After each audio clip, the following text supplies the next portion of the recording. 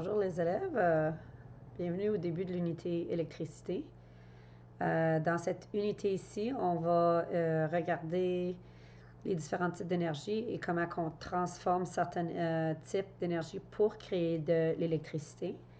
La deuxième section, on va vraiment rentrer plus dans les circuits, donc les composantes de tous les circuits électriques, les dispositifs électriques, etc.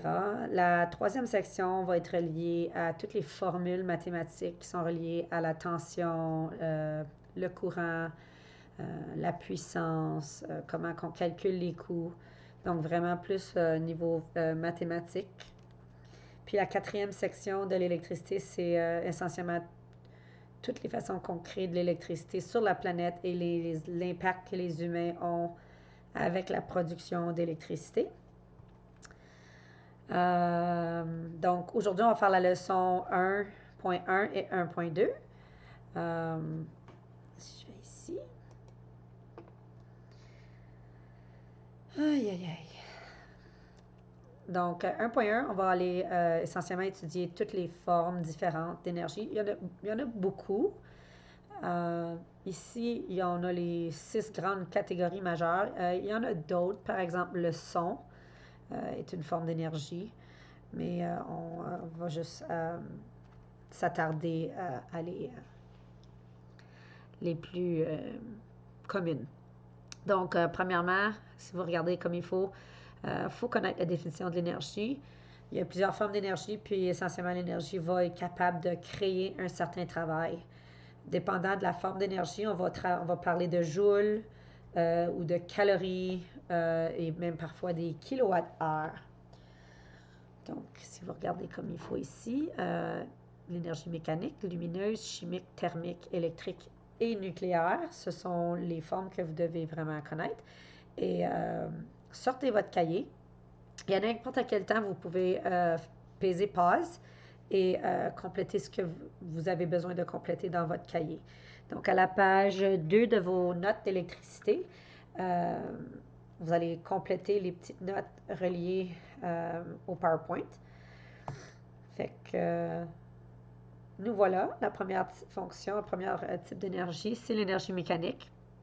Donc, énergie mécanique, c'est l'ensemble de l'énergie cinétique et potentielle. Donc, le mot cinétique en anglais veut dire kinetic et ça veut dire l'énergie du mouvement. Donc, si quelque chose va très vite, a plus d'énergie cinétique. Potentiel, c'est la capacité d'emmagasiner une certaine quantité. Donc, quelque chose qui est plus haut, puisqu'il y a de la gravité, va avoir plus d'énergie potentielle. Et donc, cette énergie-là va pouvoir être libérée et transformée dans une énergie de mouvement, comme dans notre exemple ici. Donc, si je serais vous, je ferais une petite pause et j'écrirais dans ma boîte de notes à la page 2. On va aller à la prochaine diapo. Donc, énergie lumineuse, c'est l'énergie de la lumière. Donc, ici, on voit bien que la lumière visible est dans cette zone ici. Mais toutes les autres sortes de rayons ou ondes électromagnétiques qu'on appelle contiennent de l'énergie. Donc, les gamma vont avoir beaucoup plus d'énergie que les ondes radio. Encore une fois, vous pouvez cliquer sur pas cliquer, excuse-moi, écrire ce que vous avez besoin d'écrire dans vos notes. La prochaine boîte, c'est l'énergie chimique. Donc, on a vu en chimie que les électrons tournent autour partagent les orbites de deux atomes.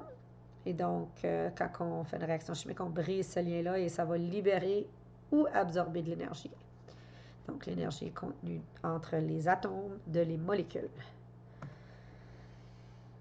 L'énergie thermique ici, c'est l'énergie de la chaleur. Donc, la chaleur, c'est la moyenne du mouvement des molécules. Donc, quand ça vibre plus ou ça bouge un petit peu plus au niveau moléculaire, c'est un peu plus chaud. Des exemples ici. L'énergie électrique, c'est l'énergie du mouvement des électrons. Donc, ajoutez ça, s'il vous plaît, des mots-clés ou juste peut-être cette petite phrase-là. Écrivez-la dans vos notes. La prochaine forme, c'est de l'énergie nucléaire. L'énergie nucléaire, il y a deux formes d'énergie nucléaire. Donc, c'est l'énergie qui est contenue dans le noyau de ton atome. Parfois, deux noyaux vont se frapper et se combiner. Ça s'appelle de la fusion. C'est qu'est-ce qui se passe dans le Soleil. On a des petites molécules d'hydrogène. Les noyaux, les protons vont se frapper et créer de l'hélium, donc devenir plus pesant et devenir une autre sorte d'atome, d'élément. Puis on a la fission. Dans le cas de votre image ici, c'est de l'uranium qui se fait séparer. Donc on va la frapper avec un proton ou une petite quantité d'énergie. Puis ça va se séparer en différents atomes plus légères. Et ça va libérer beaucoup d'énergie. Donc notre énergie nucléaire, comme en Ontario ici au Canada, on a des centrales nucléaires. C'est essentiellement ça qu'ils font avec de l'uranium. La prochaine partie des leçons, donc pour la prochaine page, on va parler de les façons dont l'énergie peut bouger. Donc, elle est soit transférée ou transformée. Donc, on va voir c'est quoi exactement la différence entre ces deux-là. Donc, si vous regardez ici, ça c'est un transfert d'énergie. Le mouvement dans la main de la personne se transfère à l'objet et ensuite l'objet bouge. Donc, la même forme d'énergie, mais d'un objet à un autre. Tandis qu'une transformation, si tu regardes l'image ici, on voit qu'on a des différentes formes d'énergie qui deviennent d'autres formes. Donc, au travers de la photosynthèse ici, la carotte va prendre l'énergie du soleil, lumineuse, et la transformer en énergie chimique.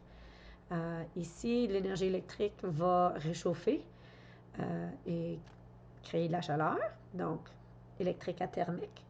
Dans ce cas ici, c'est de la nourriture qui fait bouger un humain. Donc, ça nous donne l'énergie pour nos muscles. Donc, ça, c'est chimique à cinétique ou mécanique, puisque les deux sont utilisés. Et ici, les autos à combustion, c'est le gaz, l'essence qui se fait brûler et les explosions font bouger des cylindres et des pistons et ton auto bouge. Donc, c'est le passage de l'énergie d'une forme à une autre. Donc, essayez de remplir ça dans tes notes. Et puis, oui, tu as des devoirs. C'est de regarder les substances dans tes notes et me dire c'est quoi l'énergie de rentrée et l'énergie de sortie. Et quand on regarde les deux images ici, j'espère que vous savez que ça, c'est une transformation et que ça, c'est nice. Un transfert. Oui. D'autres exemples ici. L'énergie solaire fait réchauffer l'eau, donc chaleur, énergie thermique, ensuite du mouvement, ensuite cinétique, ensuite électrique. Donc, il y a comme 5 transformations dans cette image ici, je crois. Et donc, c'est vraiment intéressant de voir que l'énergie peut vraiment faire son chemin à travers de plusieurs milieux.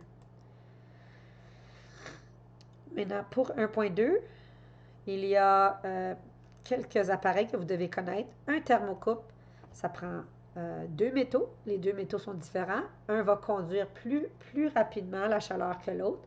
Puis à l'extrémité où ils se rencontrent, puisqu'ils ne sont pas la même chaleur, des électrons vont sauter d'un métaux à l'autre. Et ça va créer un petit courant. Et donc, on peut générer de l'électricité avec ça. Et aussi, on utilise ce concept-là dans les thermomètres qui prennent les températures dans des conditions difficiles. Par exemple, dans ton fourneau, c'est un rôti de bœuf qui est en train de cuire. Les thermomètres pour la nourriture dans les fourneaux, c'est des thermocoupes. Donc, j'ai tout parlé sans démontrer les notes. S'il vous plaît, faites une petite pause. Lisez les points sur la diapo. Et donc, on vous demande quelle sorte de transformation est-ce que c'est. C'est de thermique, la chaleur, qui devient de l'électricité. Maintenant, un autre phénomène que vous devez connaître en 9e, c'est l'effet piézoélectrique.